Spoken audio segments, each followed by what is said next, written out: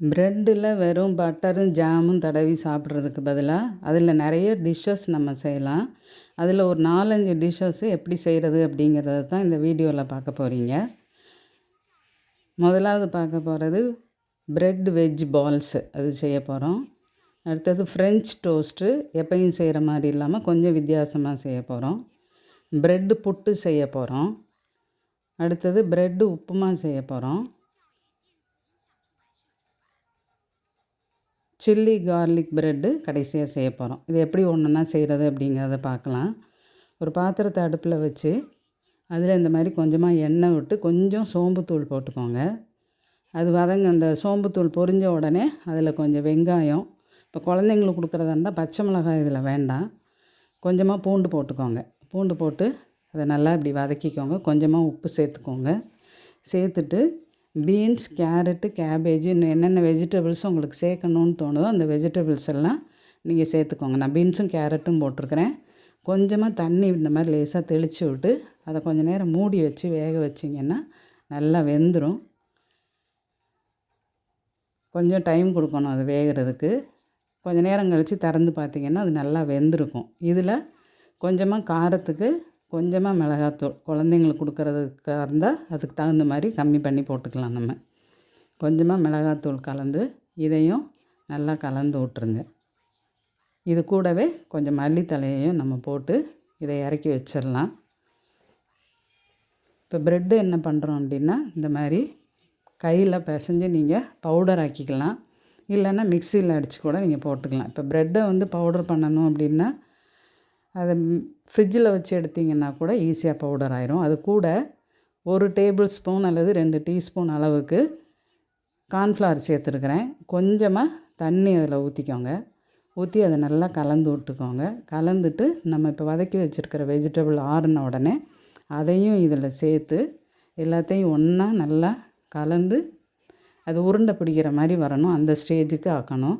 இப்போ இதில் ஒருவேளை கார்ன்ஃப்ளவர் பத்தலைன்னா கொஞ்சம் கூட 1 டீஸ்பூனை நம்ம அதில் தூவி விட்டு எல்லாத்தையும் இந்த மாதிரி கலந்துடலாம். கலந்ததுக்கப்புறமா அதை சின்ன சின்ன உருண்டைகளாக நீங்கள் பிடிச்சி எடுத்து அதை எண்ணெயில் போட்டு நம்ம எடுக்க போகிறோம்.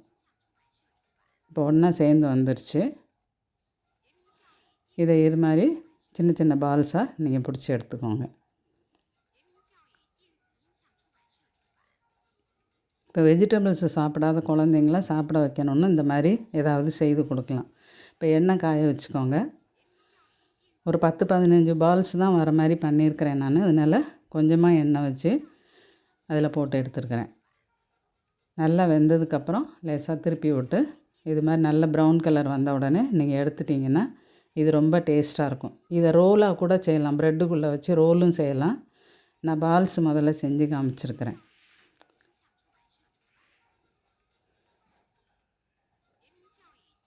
அடுத்து ஃப்ரெஞ்ச் டோஸ்ட்டுக்கு ஒரு முட்டையை இது மாதிரி ஒரு கிண்ணத்தில் போட்டு நல்லா அடிச்சுக்கோங்க. கொஞ்சம் துளி அளவு உப்பு சேர்த்துக்கோங்க. கொஞ்சம் சோம்புத்தூள், கொஞ்சம் மிளகுத்தூள். இதெல்லாம் பொதுவாக ஃப்ரெஞ்ச் டோஸ்ட்டில் சேர்க்க மாட்டாங்க. வெறும் முட்டையும் பாலும் மட்டும் கலப்பாங்க. நான் கொஞ்சம் வாசனைக்காக சோம்புத்தூளும் கொஞ்சமாக மிளகுத்தூளும் சேர்த்துருக்குறேன். நல்லா கலந்ததுக்கப்புறம் கொஞ்சமாக பாலை ஊற்றிக்கோங்க. இப்போ ஒரு பாத்திரத்தை அடுப்பில் வச்சுக்கிட்டு தோசைக்கல் அடுப்பில் வச்சு அதில் ஒரு ப்ரெட் ஸ்லைஸை போட்டு இந்த மாதிரி அது நல்லா நனைகிற வரைக்கும் இந்த பால் கலவையை அதில் ஊற்றிக்கலாம். நம்ம டிப் பண்ணியும் போடலாம். நான் கையில் படாமல் செய்கிறதுக்காக இந்த மாதிரி ஸ்பூனை வச்சு எடுத்து ஊற்றிருக்கிறேன். திருப்பி விட்டு திரும்பியும் கொஞ்சம் அது மாதிரி பாலை ஊற்றி நல்லா வெந்ததுக்கப்புறமா எடுத்துட்டிங்க அப்படின்னு சொன்னால் சோம்பு வாசனையோட லைட்டாக மிளகு காரத்தோட இந்த ஃப்ரெஞ்ச் டோஸ்ட்டு ரொம்ப நல்லாயிருக்கும். அடுத்தது ப்ரெட்டு புட்டு செய்கிறதுக்கு இது மாதிரி ப்ரெட்டை நல்லா பவுடர் பண்ணிக்கோங்க. இப்படி ஈஸியாக பவுடர் ஆக்கணுன்னா கொஞ்சம் ஃப்ரிட்ஜில் வச்சு எடுத்துருங்க. எடுத்துகிட்டு வச்சிங்கனாக்கா பவுடர் ஆயிரும். அது கூட துருவின தேங்காய், அது கூட ஏலக்காய் சேர்த்து நம்ம மிக்சியில் அடிச்சுக்கலாம். துருவின தேங்காய், நாட்டு சர்க்கரை இதை கலந்து வச்சிங்கன்னா புட்டு ரெடி. இதுக்கு அடுப்பே பற்ற வைக்காமல் இந்த புட்டை நம்ம ரெடி பண்ணிடலாம். சாயங்காலம் ஸ்கூல்லேருந்து வர்ற குழந்தைங்களுக்கு இது மாதிரி ஒரு ஸ்வீட்டு காரம் அப்படி நம்ம செஞ்சு கொடுக்கலாம். அடுத்து ப்ரெட் உப்புமா எப்படி செய்கிறதுன்னு பார்க்கலாம். வெங்காயம், பச்சை மிளகாய், இஞ்சி, கருவேப்பிலையெல்லாம் எடுத்து வச்சுக்கோங்க. ப்ரெட்டை இது மாதிரி பொடி பண்ணி வச்சுக்கோங்க. ஒரு பாத்திரத்தில் கொஞ்சம் பட்டர் போட்டுக்கோங்க. இதுக்கு பட்டர் போட்டிங்கன்னா அந்த வாசனை ரொம்ப நல்லாயிருக்கும். கொஞ்சம் எண்ணெயும் சேர்த்துக்கிட்டு கொஞ்சமாக கடுகு போட்டுக்கோங்க. கடுகு பொரிஞ்ச கொஞ்சம் சீரகம் போடணும். இப்போ இந்த சீரகமும் பொரிஞ்ச உடனே கடலைப்பருப்பு, உளுந்து இதுக்கு வேண்டாம். கடலைப்பருப்பு, முந்திரி இருந்ததுனாக்கா அதை சின்ன சின்ன பீஸாக கட் பண்ணி நீங்கள் போட்டுக்கலாம். முந்திரி இல்லாதனால கடலைப்பருப்பு மட்டும் நான் போட்டிருக்கிறேன். போட்டு வெங்காயம், பச்சை மிளகாய், கருவேப்பிலை, இந்த இஞ்சி எல்லாத்தையும் அதில் சேர்த்து, இஞ்சி எப்பையும் நம்ம போடுறத விட கொஞ்சம் கூட இஞ்சி போட்டிங்கன்னா இந்த உப்புமா நல்லாயிருக்கும். நல்லா இந்த வெங்காயத்தை வதக்கி விட்டுக்கோங்க. கொஞ்சம் தேவையான அளவு உப்பு சேர்த்து இப்போயே நம்ம மல்லித்தழையை போட்டுக்கலாம். மல்லித்தழை தேவைன்னா போடலாம், இல்லாட்டி விட்டுறலாம். ஏன்னா நம்ம ப்ரெட்டு போட்டதுக்கப்புறமா ரொம்ப நேரம் அந்த அடுப்பில் வைக்க போகிறது கிடையாது. இந்த மாதிரி கலந்து எல்லாம் ஒன்றா கலந்து வந்துருச்சுனாலே உடனே நீங்கள் அடுப்பை விட்டு இதை இறக்கிடலாம். இது தேங்காய் சட்னியோடு சாப்பிட்றதுக்கு இந்த உப்புமா நல்லாயிருக்கும். இதையும் நீங்கள் ட்ரை பண்ணி பாருங்கள். அடுத்தது சில்லி கார்லிக் ப்ரெட்டு செய்ய போகிறோம். அதுக்கு இந்த மாதிரி 4-5 பல் பூண்டை ஒரு மாட்டரில் வச்சு நல்லா நைஸாக தட்டிக்கோங்க. ஒரு பாத்திரத்தை அடுப்பில் வச்சு அதில் கொஞ்சமாக வெண்ணெய் போட்டுட்டு அதில் இந்த பூண்டையும் சேர்த்துக்கோங்க. பூண்டு பேஸ்ட்டு போடுறவங்க அதை போட்டுக்கலாம். நான் பூண்டை தட்டி இந்த மாதிரி நல்லா நைஸாக தட்டி அதில் போட்டிருக்கிறேன். கூட கொஞ்சமாக உப்பு சேர்த்துக்கிட்டு காரத்துக்கு தேவையான அளவு மிளகாத்தூள் சேர்த்துக்கோங்க. சேர்த்து இதை நல்லா கலந்து விட்ருங்க. வெறும் ப்ரெட்டை ஜாமையும் பட்டரையும் தடவி சாப்பிட்றதுக்கு பதிலாக இந்த மாதிரி வித்தியாசமாக நீங்கள் ஏதாவது செய்து சாப்பிட்லாம். இப்போ இது ஒட்டுற மாதிரி இருந்ததுன்னா கொஞ்சமாக எண்ணெய் நீங்கள் போட்டுக்கலாம். இப்போ ப்ரெட் எடுத்து அதில் கொஞ்சமாக பட்டர் தடவிக்கோங்க.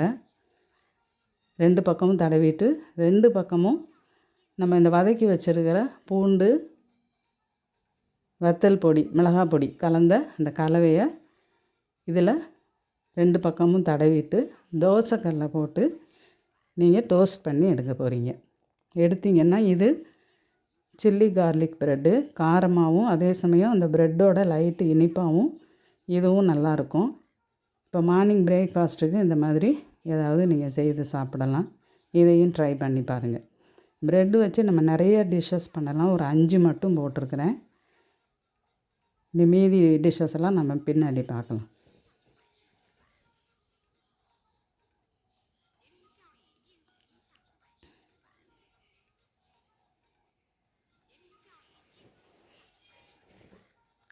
கொஞ்சமாக ஆயில் வேணும்னா விட்டுக்கலாம், இல்லை நெய், பட்டர் எது வேணாலும் நீங்கள் இதில் சேர்த்துக்கலாம். இப்போதைக்கு 2 பக்கமும் வெந்ததுக்கப்புறமா இந்த மாதிரி எடுத்து வச்சுக்கோங்க.